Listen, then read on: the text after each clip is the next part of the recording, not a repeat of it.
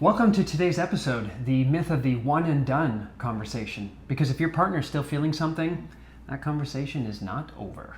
So in today's episode, we're going to look at why it's important that both parties get heard. Yep. What happens when you try to silence the discomfort, and how that one and done mindset actually sabotages trust, intimacy, and the relationship itself.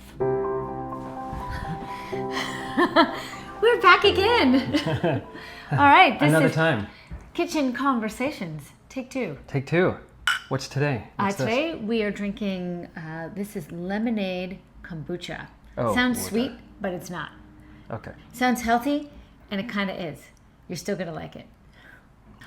Okay, so today I want to talk about something that comes up a lot in couple sessions, and that is this notion, I've talked about it, so I can't revisit it. Like my partner will shut me down because we've already talked about it, but something doesn't feel finished, and I feel like I've lost my opportunity. Yes, the one and done conversation. The one and done conversations. Yeah, I think because people want to deal with conflict once, they only want to have one conversation, they want it over with. And even in customer service, people want to deal with the customer once and be finished.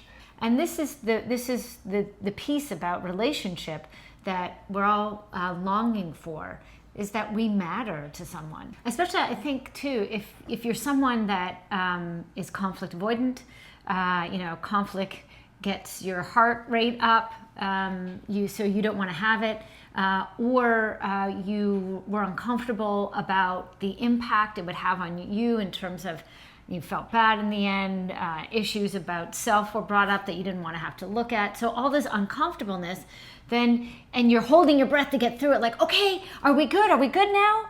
And then to have you come back to me after might cause me to feel, oh, I don't want to go through this again. That was so big and so hard.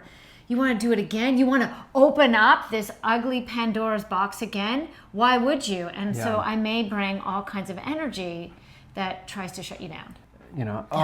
Here we go again. Yeah. It's never over for you. Why are you creating drama? Why are you bringing up the past? Why are you making a big deal out of this? So there's a few things there. One, why are you bringing up the past? Well, the past will keep coming back into the present moment when the past has not been appropriately negotiated, when peace actually hasn't been made. And so you'll find either yourself or your partner bringing up conversations again and again because it hasn't all been spoken out. Yeah. It's not all been dealt with. And, we're fond of saying to couples that all conversations are open-ended, as they should be. You should be allowed to bring up conversations as many times as necessary in order to find and create authentic peace between two people. The idea is that, right, that this space is safe for me to bring up whatever I feel I need to. And yes, the conversation we had, and it might have happened hours ago, days ago, months ago, may be done, but it may not be processed completely within me or even between us. There's more layers that get peeled out there. And if you lack 100% awareness on the first try, and you only get one kick at the can of this conversation, you're screwed because you've played that one card, you've had that one conversation. And Put so much pressure on. There's way too much pressure. Like, oh my God, this is my one. I've heard that many times where I'll have clients come, you have it too, we'll have clients come and they ask us to help them prep for this one conversation. I'm about to have a conversation with so-and-so. And it's not just romantic couples. It's anyone where you're having an important conversation with my boss, or with my parent, or with my sibling. And they're like, I need to prep because this is my one chance. And if I mess it, then I'm potentially come out losing. How are we holding that conversation? Are we holding that conversation as a transaction that we just want that one interaction to happen and then it goes the way we want, versus holding the conversation in context to the relationship? Oh, I love that. So if it's a conversation for promotion with the boss, you might have many. You might have like 4, 5, maybe 6 conversations on this topic. It might keep coming back maybe the next quarter as a review.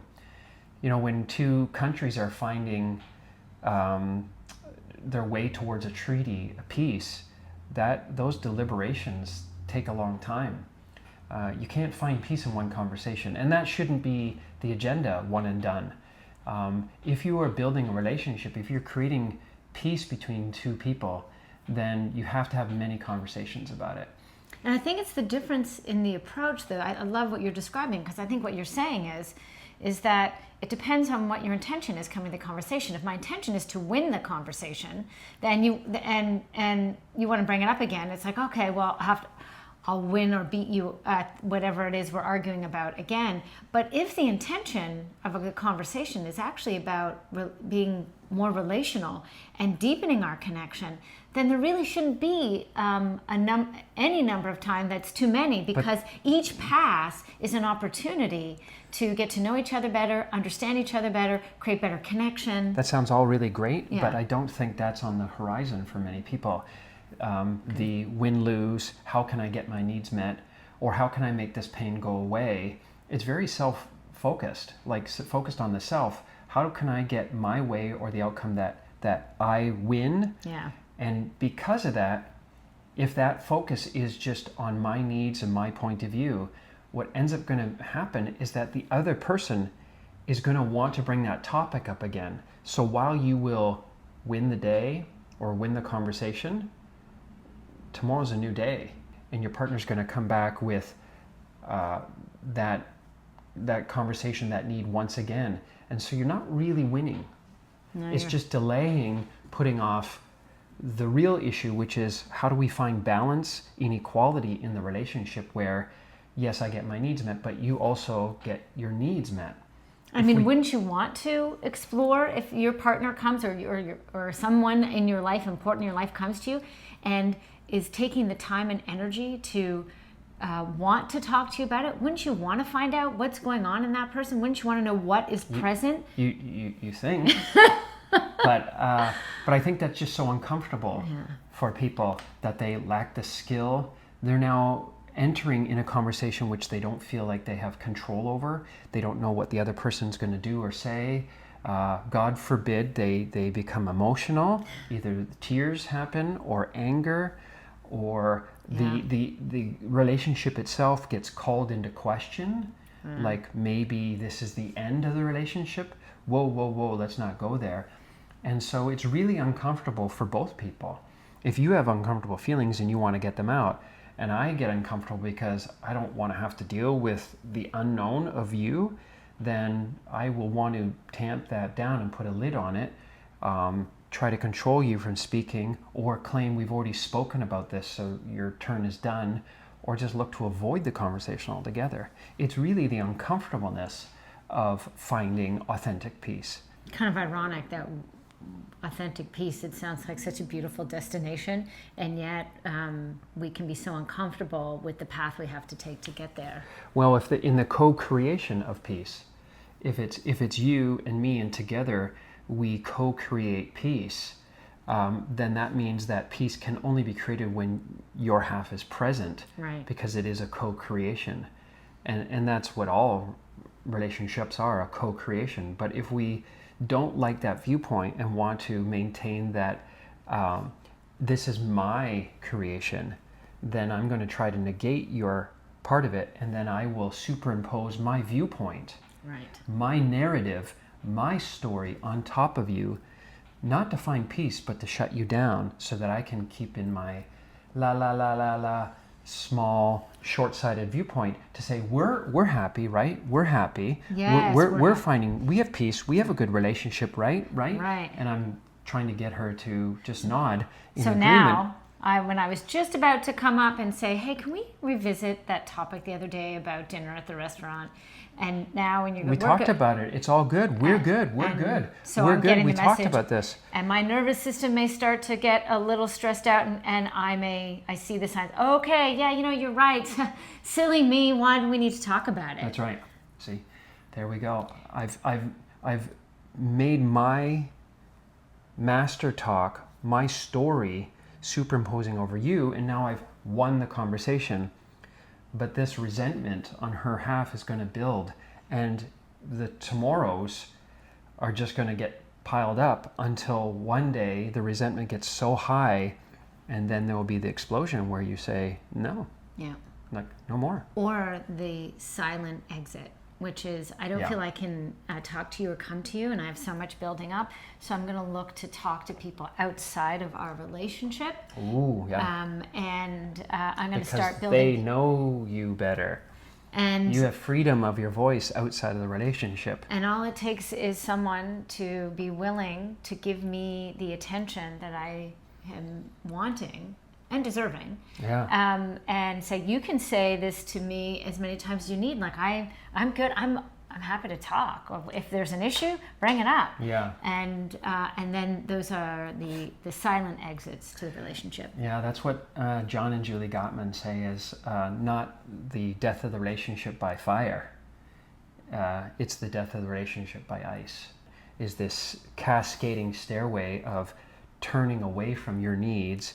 Your needs aren't going anywhere, but you're just finding that person over there that will listen and give you your needs, in this case understanding and empathy, outside the relationship.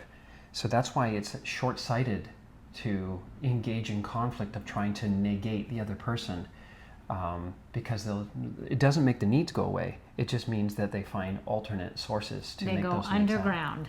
Yeah.